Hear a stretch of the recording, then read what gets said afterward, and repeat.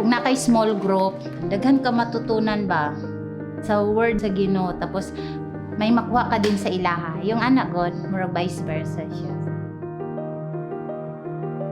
Maka-share jud ka sa imong mga gibati, mga experience. So maganda siya nga nakay small group.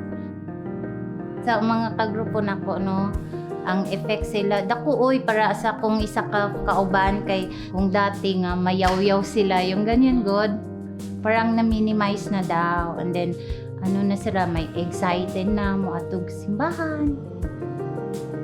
Sa dili pa kami Christian, sa una namong kayong lisod kung ba nagplawbo kayo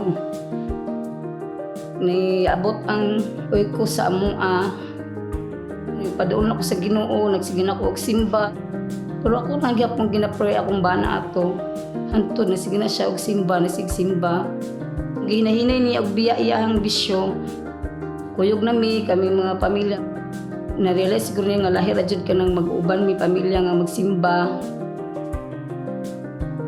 Kung dati murag lisod good yung financially, karon daw nga naso-supply ilang mga need anak good nga murag dili jud dati nang lisod kaayo, karon ano na jud daw di na gud sila magkulang.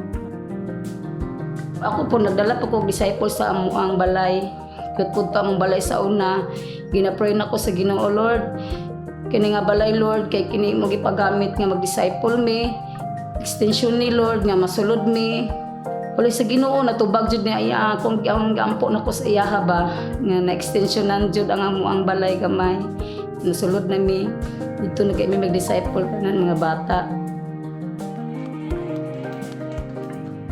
Kasi natuto na mi sa among group no. Karon naga-spread nami murag ana sa bawat sa grupo manggod niya mo. Sa tanan namo murag halos na nami mga grupo. Naka-share mi og kanang pulong sa Ginoo dito sa mga neighbors, sa mga friends. Ako jud kay siya kuan tabang dati ikaw lang nakikinig. Karon ikaw na mo share yung anak God.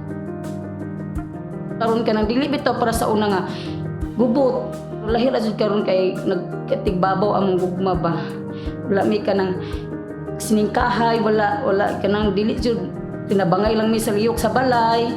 Dili jud mi samok nga nangalagad lahir jud sa una.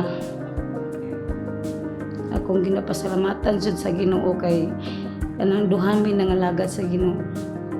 Nya among gugma nagpabilin jud.